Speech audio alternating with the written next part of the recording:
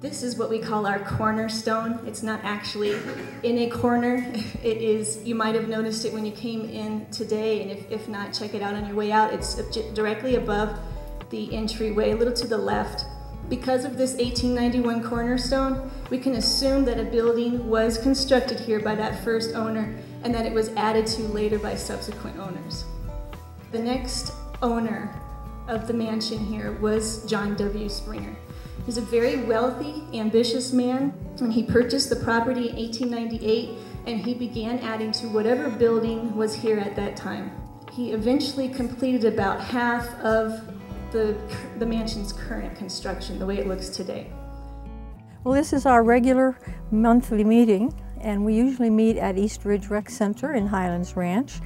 But this particular program is a very special one because Susie Appleby has written a book about Douglas County, and of course that includes Highlands Ranch and this beautiful mansion. So we have advertised it, and we're very happy. We've had a tremendous overflow of people. I had to start telling people they couldn't come because we had too many people, and what a nice job to have too many people come to your meetings.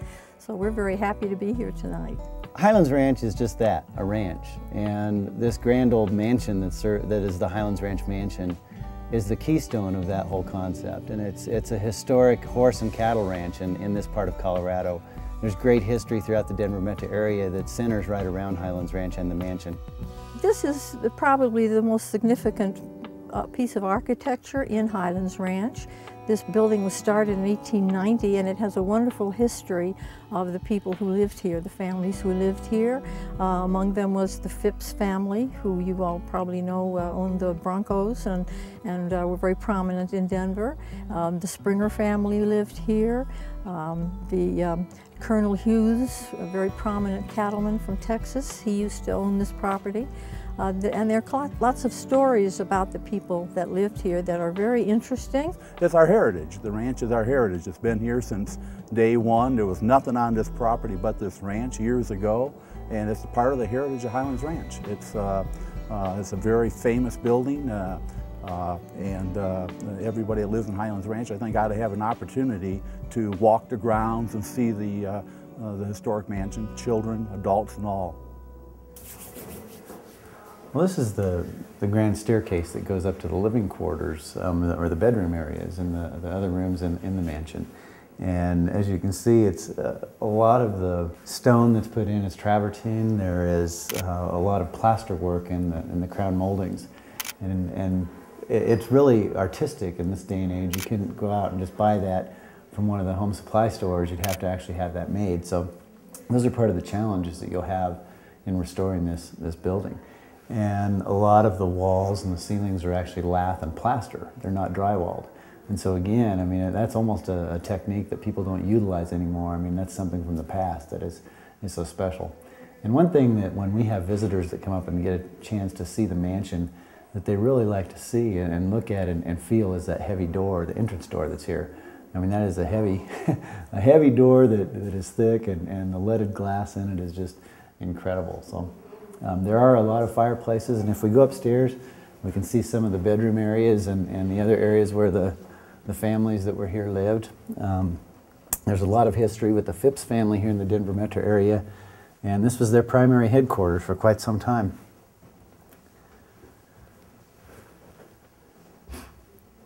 And this is the living room where, when you're upstairs, this is where you'd come and hang out, and I can only imagine the fun times that were had here. Here we have kind of a two-bedroom complex that was Mr. Phipps' bedroom and bathroom off to the right, and closet areas. And then over here we had Mrs. Phipps. And so Mr. Phipps' bathroom has a shower that has multiple shower heads. So back in that day, you can see it was kind of impressive to have the showers on the sides as well as up above. It's just part of the way people lived and what makes this building very unique. And here you can see the bathroom that went with Mrs. Phipps, and has some of the kind of a cooler little area where, and the bedrooms are adjoining, but they had separate bedrooms. You can see some of the great big spruce trees that were planted here a long, long time ago, trees that are that big, and those are are trees that are not native to this part of the metro area, so they were all brought in here and planted by the families that owned here and that lived here. At the end of this long hallway is the haunted bedroom, where the legend is there's a young girl that's the ghost that still lives in the mansion, and we will be having meetings sometimes downstairs, and you can hear these footsteps run down this hallway, and we come up and we don't find anyone. It's just an interesting old building, and with all the creaks and groans that you'll find in any interesting old building, but it's the ghost is not a scary ghost, but a friendly ghost, and so far we've had nothing but good things. This is the haunted bedroom that legend has it, and so it's a wonderful room on the western end of the mansion, and you look out all over the Front Range. Out here, there's an old target practice area where there was a trap thrower for skeet and shotgunning activities and part of the sport. There is as well an old tennis court that's out here that the families built when they lived here. And can you imagine the views?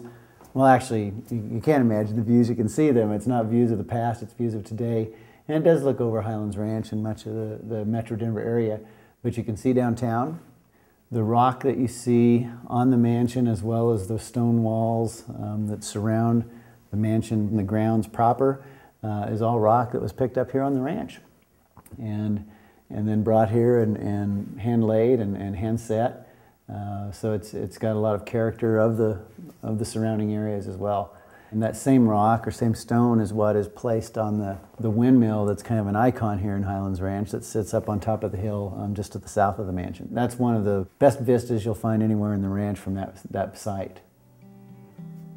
Part of the vision that the HRCA came up with includes continuing the cattle ranching operation here as we own the backcountry. So those cattle will always be there, and we'd like to retain this as part of a working and operating cattle ranch. And so to do that, we want to be able to have things like kind of an urban farm or a living history museum where kids can come in and see some of the livestock. They can get exposed to some of the things that 4-H programs that we already offer. We have many of those we do with nature, and we can do more with range management practices.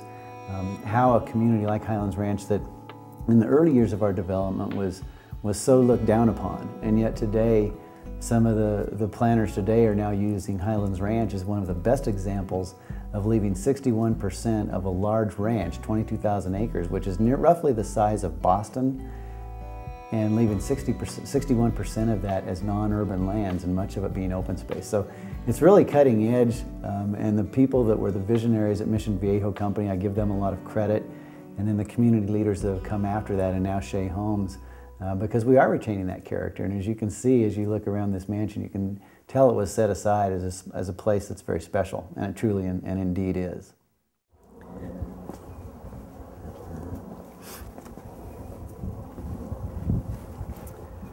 This is the back side of the bunkhouse that you see here.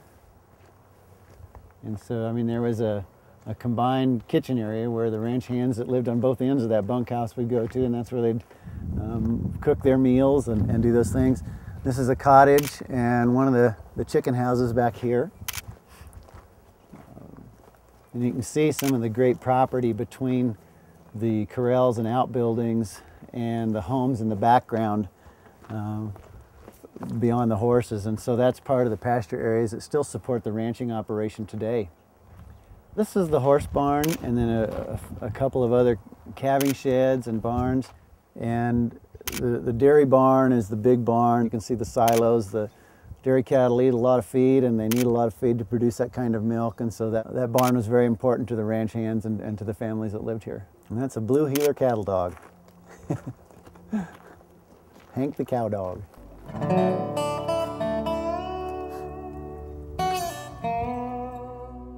We've been very lucky to have some absolutely splendid programs. For instance, we brought a program about the mammoth heads that were discovered, and all those bones were unearthed down in what they call Lamb Spring, and that's just south of Highlands Ranch. We have had some meetings. For instance, everybody knows who Jeppesen was, Captain Jeppesen, who had the terminal named after him out at DIA. And Captain Jepp was a remarkable man. And we had a gentleman come who had just written a book about him, and he showed us a slideshows. And among the things we got to see was his pilot's license, signed by Orville Wright. We've had a lot of great meetings that have covered a wide variety of different topics. So we're not focused on just one thing, and I think that's good because we do have people come this month who maybe won't be interested for a month or two, but then, oh wow, they're going to do that, something very exciting, I'll go to that one. I do appreciate Caroline, the Historical Society, for all the things they do. We allow the Historical Society to utilize one of our buildings and one of our meeting rooms every month, and so I know Caroline's always putting together some great programs with her people. The HRCA has a proposal that we've been working with Shea Homes on for several years now, and actually this dates back to 2003, about doing something with this property, and we've actually set some funding aside, and that will be building over time, assuming we can work out all the various negotiation points that we need to have with Shea and again with the Metro District, and to make sure that this can function as part of the vision. On our webpage, we have the Mansion Vision Committee reports that have been put together and talk about what the vision for this property can be. We did that through extensive surveys with the community, not just committees of the HRCA, but people in our community, asking them what they thought was important. And so if you haven't had a chance to look at that, I'd encourage you to do so. And again, if you have any questions, call us. I don't want to go on and on. Thank you, Caroline, and thank you all for being here tonight.